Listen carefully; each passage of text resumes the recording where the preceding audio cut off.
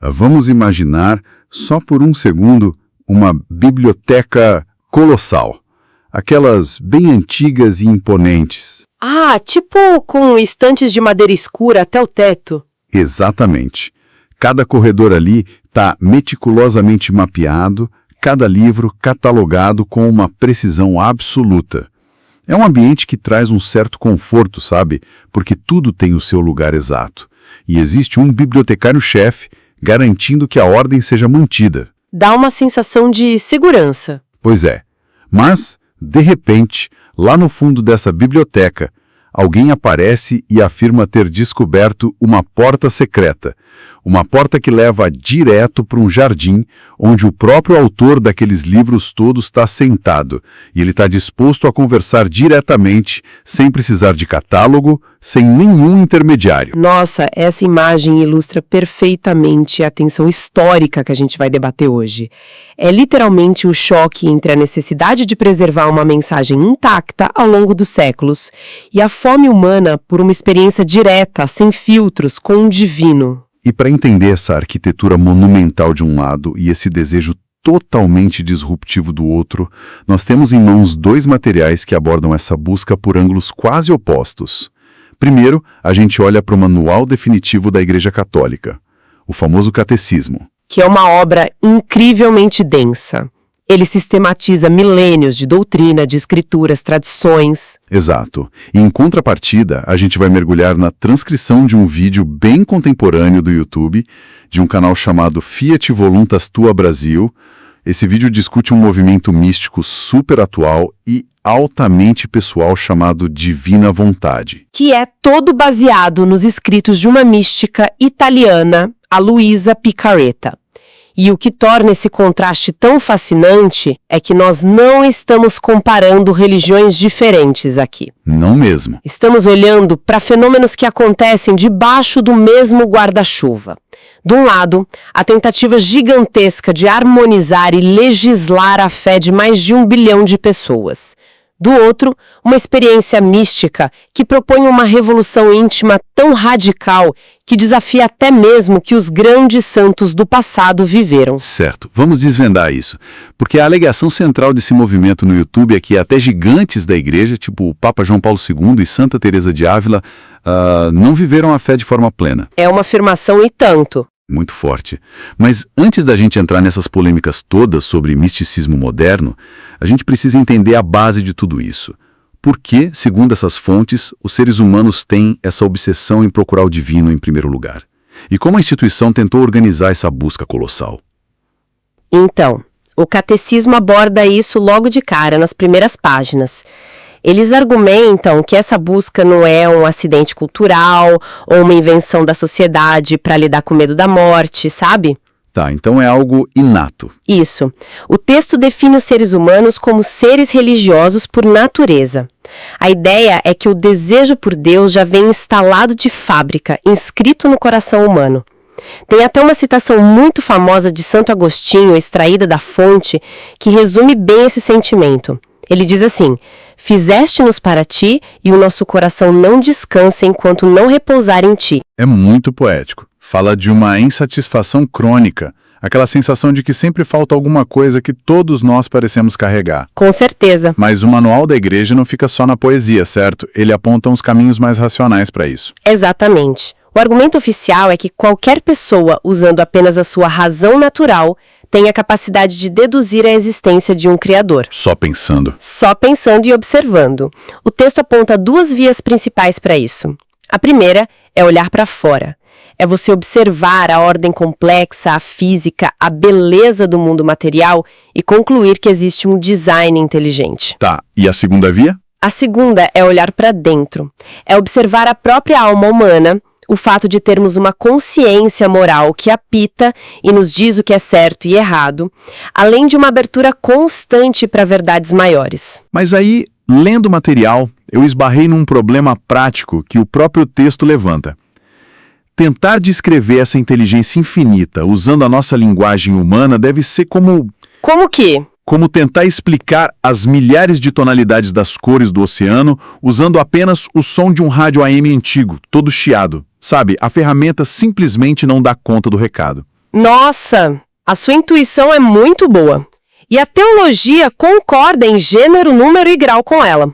O documento faz um alerta bem claro de que a linguagem humana é profundamente falha. É um rádio quebrado. Pois é, eles dizem que só conseguimos falar de Deus usando conceitos tirados das coisas criadas, o que limita absurdamente a compreensão.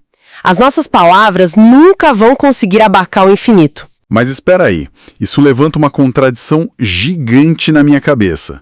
Se a nossa razão tropeça tanto e a nossa linguagem é tão limitada, cheia de chiado de rádio AM, como é que esse mesmo catecismo consegue ser um livro de regras tão espesso, tão detalhado e definitivo? Parece um paradoxo.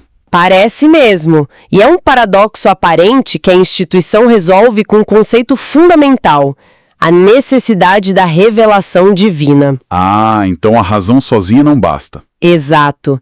O texto argumenta que o intelecto humano sozinho não chegaria muito longe. Principalmente porque, na visão deles, a humanidade foi prejudicada pelo pecado original. Isso deixou a imaginação limitada e a razão meio embaçada. Entendi. Então, para que a mensagem chegasse de forma clara, Deus teve que fazer um movimento inverso. Ele precisou descer e se comunicar. E como isso funciona na prática? É tipo uma epifania global instantânea que todo mundo tem ao mesmo tempo? Longe disso. O catecismo usa um termo muito específico. Eles chamam de pedagogia divina. Pensa num professor ensinando uma matéria dificílima para uma criança no colégio. Ele não vai jogar o currículo universitário na mesa de uma vez. Nem pensar. Ele ensina em etapas. A narrativa oficial diz que essa comunicação começou lá com Noé, depois avançou para uma aliança com Abraão, a formação do povo de Israel, foi dando leis, ensinando aos poucos, preparando a humanidade até chegar no grande clímax. O que nos leva ao grande gargalo dessa história toda. Porque, para quem está ouvindo a gente, pensa bem. Se essa mensagem foi sendo entregue em capítulos ao longo de milênios, como evitar que ela se transformasse num gigantesco jogo de telefone sem fio? É o maior risco, né? Sim, historicamente as ideias se perdem, são corrompidas ou se dividem em 1000 vertentes. Porque, segundo o documento, a revelação teria parado e se mantido intacta. A visão institucional é categórica sobre isso. A revelação atinge o seu ápice e o seu encerramento total na figura de Jesus Cristo. Não há mais nenhum capítulo a ser adicionado. Acabou a história. Acabou. O catecismo traz uma frase de São João da Cruz que é brutal na sua clareza. Ele diz assim: ao dar-nos o seu Filho, que é a sua palavra, disse-nos tudo ao mesmo tempo e de uma só vez, e já nada mais tem para dizer. O texto oficial bate o martelo. Não haverá nenhuma outra revelação depois disso. O cofre está cheio. Tá, a mensagem está completa, o cofre está cheio, mas como a igreja tranca esse cofre para garantir que ninguém adultere as moedas lá dentro no meio do caminho? É aqui que entra o conceito do depósito da fé. Esse cofre guarda o tesouro em 2 formatos, segundo eles. O primeiro é a tradição apostólica. Que seria a parte oral, certo? Isso. O texto descreve como oral, viva, passada dos apóstolos para os primeiros bispos e assim por diante. E o segundo formato é a Sagrada Escritura, a Bíblia escrita, que eles fecharam em 46 livros no Antigo Testamento e 27 no Novo. Mas só ter o cofre trancado não resolve o problema. Alguém tem que segurar a chave. Exatamente. E essa chave, o encargo exclusivo de interpretar o que está ali dentro, pertence ao que eles chamam de magistério da Igreja. Que é o Papa e os bispos. Em comunhão com eles, sim. O que nos leva àquela questão complexa da leitura, porque se o magistério é o único que interpreta de forma oficial, o texto ainda assim é super complexo. Não é um manual de instruções literal daquele de montar móvel. As fontes mencionam que a escritura cresce com quem a lê e que tem vários sentidos de interpretação. Sim. A exegese oficial reconhece que o texto é completamente multidimensional. Eles dividem a leitura em sentido literal e em sentidos espirituais. O literal seria o básico. O literal é o significado básico dos fatos, as palavras em si. Mas aí entram os sentidos mais profundos. O alegórico, que é ler um evento do Antigo Testamento e ver como ele prefigura algo no futuro. O moral, que extrai instruções sobre como viver e agir de forma correta no dia a dia. E o anagógico. O anagógico, que é uma daquelas palavras que a gente nunca usa no vocabulário normal. Para não deixar a dúvida no ar para quem está escutando, o que seria esse sentido anagógico na prática? De forma bem simples, é você ler qualquer passagem do texto pensando no destino final da humanidade. É enxergar nas histórias uma sinalização para o paraíso, para a eternidade. É colocar a lente do fim dos tempos. Mas espera aí, trancar a chave da interpretação oficial nas mãos de um grupo tão restrito de líderes não é exatamente o tipo de estrutura rígida que engessa a religião? Como assim? Tipo, se o cofre está trancado e a revelação acabou há 2000 anos, a fé não corre o sério risco de virar apenas um arquivo morto de museu, onde entra a sede humana por novidade, por coisas frescas? Olha, essa é a grande vulnerabilidade de qualquer sistema fechado, e a teologia sabe muito bem disso. Se a estrutura se torna apenas um museu histórico, ela perde a vitalidade, perde a conexão com o presente. Fica parecendo algo ultrapassado. Exato, mas a genialidade institucional do catecismo é que ele traz uma nuance muito sutil para resolver isso. O documento diz que a revelação está sim completa, o cofre está fechado. Mas, e esse é o grande detalhe, ela não está plenamente explicitada. Aqui é que a coisa fica realmente interessante. Quer dizer que, mesmo com a porta trancada, ainda dá para descobrir coisas lá dentro que ninguém tinha visto. Exatamente isso. O magistério abre um espaço calculado para o que eles chamam de revelações privadas. Tá, e quais são as regras para isso? A regra é a seguinte: essas visões místicas ou mensagens privadas não servem para melhorar ou completar a doutrina original. Ninguém pode chegar com um novo evangelho. Nada de regras novas. Nada. O papel das revelações privadas é apenas ajudar as pessoas a viverem a doutrina já existente com mais intensidade em uma época específica. Elas não trazem leis novas, mas trazem uma nova voltagem para o sistema. Uma energia nova. Isso. E é precisamente por essa brecha que o misticismo entra e muitas vezes causa um terremoto na base estrutural da igreja. O que nos joga diretamente no nosso segundo material de hoje. Esse fenômeno que a gente viu no vídeo do canal do YouTube sobre o movimento da divina vontade. É uma mudança de cenário e tanto. Totalmente. Porque não estamos mais falando de papas e bispos reunidos em concílios há centenas de anos. Nós estamos falando de um movimento super contemporâneo, discutido na internet, propagando as ideias de uma mística chamada Luisa Picareta. E a promessa ali vai muito além de acender uma vela diferente ou fazer uma oração nova. Muito além. A palestrante, embasada também por falas de um sacerdote citado no vídeo, o padre Fábio Martins, propõe uma mudança radical no modo de existir espiritualmente. A mecânica que o vídeo apresenta é muito intrigante. Eles detalham uma prática chamada de giros da alma. Giros da alma. Sim. Em vez de apenas pedir coisas a Deus, que é o padrão, a pessoa é instruída a unir cada pequeno ato da sua vida, desde o piscar de olhos até a respiração, à vontade de Deus agindo em toda a criação. É um nível de foco absurdo. Mas tem um porém. O pré-requisito para que esse giro aconteça é extremo.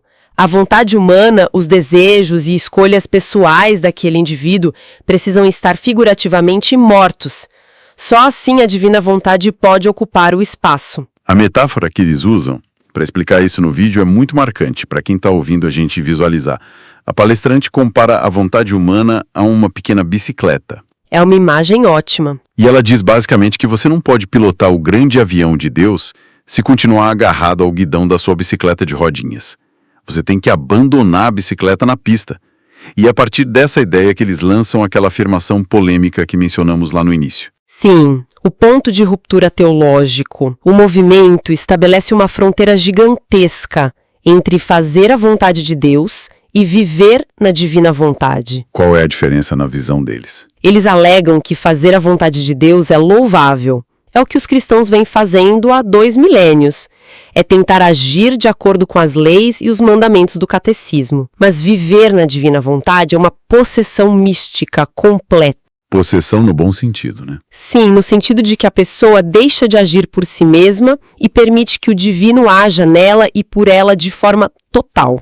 E é aí que eles afirmam com todas as letras que figuras históricas colossais, como Santa Teresinha, Santa Catarina de Sena, São João da Cruz e até o próprio Papa São João Paulo II, não chegaram nesse nível. O que deve chocar muita gente dentro da própria igreja. Com certeza.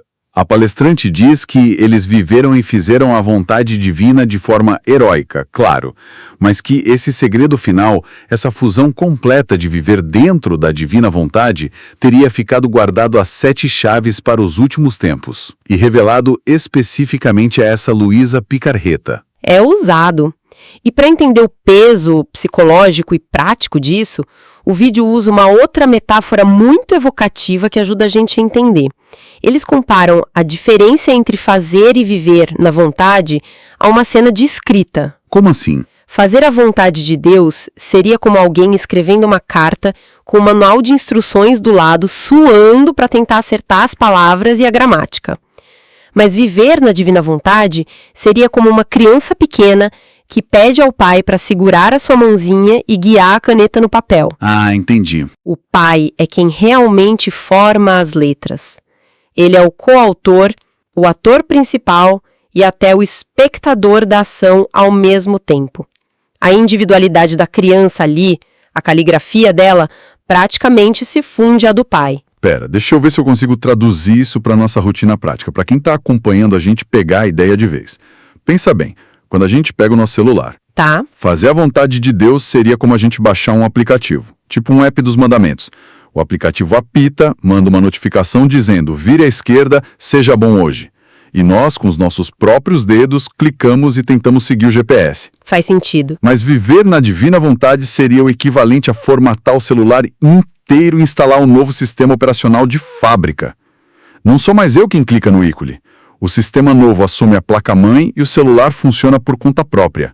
É uma perda de autonomia brutal. Nossa, essa analogia do sistema operacional é certeira. Ela reflete exatamente a mecânica mística descrita no material. É um abandono de controle. Total. E psicologicamente isso aponta para um anseio profundo que muitos movimentos místicos possuem. O desejo de um retorno a uma origem absoluta. De fugir daquele fardo exaustivo da escolha e da responsabilidade individual, sabe?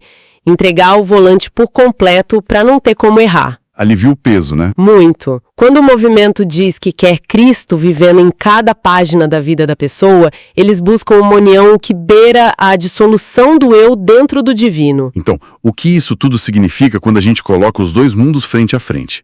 Porque a gente viu lá no começo que a igreja tem aquele computador central gigante, o magistério, cheio de antivírus e firewalls para proteger o depósito da fé. A biblioteca rigorosa. Isso. O que acontece quando um grupo de pessoas tenta instalar esse novo sistema operacional altamente disruptivo dentro da estrutura de uma paróquia local comum? O choque é simplesmente imediato, porque a natureza do misticismo é quase sempre anti-institucional, mesmo que não seja a intenção deles de propósito. Eles batem de frente sem querer. Exato. O vídeo sobre a divina vontade insiste o tempo todo que essa consagração é uma linha direta. A palestrante afirma categoricamente para quem está assistindo. É você e Deus. Não precisa de carimbo do bispo, não precisa de distintivo de associação, de pagar mensalidade, nada. É uma elevação espiritual que dispensa totalmente a burocracia da biblioteca. Mas, ironicamente, o próprio vídeo transborda evidências de que, na vida real, ignorar essa biblioteca tem um custo bem alto. A própria apresentadora compartilha algumas frustrações lidando com as pessoas na paróquia dela no mundo real. Sim, ela desabafa um pouco. Ela menciona conflitos na pastoral familiar, relatando ter encontrado orgulho, portas fechadas para novas ideias, pessoas apegadas aos seus próprios cargos, enfim, um ambiente super hostil para quem tentava trazer esse novo fervor místico. O sistema operacional da paróquia claramente rejeitou o pendrive do misticismo. E aqui a gente chega na contradição mais fascinante de todas nessa análise. Apesar de relatar esse bloqueio pesado e esse fechamento por parte da estrutura local, o vídeo insiste de maneira fortíssima na obediência. É mesmo. A orientação dada ali é que, se o padre da paróquia for resistente e disser, olha, aqui na nossa igreja nós vamos focar na devoção da divina misericórdia, não quero saber de divina vontade, a pessoa deve obedecer em silêncio. Ela instrui o público a não confrontar o sacerdote e a não forçar a porta. Olha, isso parece completamente contraintuitivo. Se você acredita que achou a porta secreta definitiva para o jardim do autor e que até os maiores santos não tiveram acesso total a isso, por que você recuaria e guardaria o segredo só porque o gerente local da biblioteca disse um não? Porque, historicamente, a obediência é o único critério que evita que um movimento místico seja expulso da instituição e vire um cisma. Vire uma seita isolada, né? Exatamente. Se eles batem de frente, eles são cortados. E aí a gente lembra do que o catecismo determina, que lemos na primeira parte. O sentido sobrenatural da fé do povo jamais pode se desviar da tradição apostólica guardada pelo magistério. Os místicos modernos sabem muito bem disso. Eles tensionam a corda até o limite absoluto, mas sabem que não podem rompê-la. Mas como essas duas forças conseguem habitar o mesmo ambiente sem implodir o sistema todo? A hierarquia dizendo o tempo todo, nós ditamos a regra oficial. E o movimento místico dizendo, nós temos o fogo direto do céu que a hierarquia muitas vezes não entende. Talvez o grande segredo da sobrevivência dessas instituições milenares seja justamente nunca resolver essa tensão por completo. Deixá-la existir. O vídeo oferece uma metáfora espetacular para isso no final. Eles comparam a divina vontade à lava de um vulcão. Lava de vulcão. Isso. Por debaixo da terra, essa lava incandescente tem uma temperatura altíssima e derrete qualquer rocha no caminho. Ela representa o misticismo puro, a experiência direta, incontrolável e sem limites. Mas, quando essa lava chega à superfície, quando ela entra em contato com o ar frio, com a estrutura, a rotina e as pessoas, ou seja, a instituição, ela inevitavelmente esfria, endurece e escurece. Nossa. A montanha precisa da lava para crescer e não morrer, mas a superfície acaba esfriando a rocha, querendo ou não. Perfeito! Se você tira a instituição da jogada, a lava corre sem direção e queima tudo até se extinguir. O movimento se fragmenta e desaparece na história. Mas se você tira a lava, se sufoca todo o misticismo com regras e burocracia de escritório, a montanha vira apenas uma pedra morta e fria. A fé não é apenas a manutenção de um cofre trancado. Ela é a fricção constante entre o peso histórico de preservar a verdade e o fogo íntimo de querer experimentá-la. É impressionante ver como essa nossa jornada, que começou olhando para regras tão densas e textos super antigos, acabou numa analogia geológica tão viva e atual.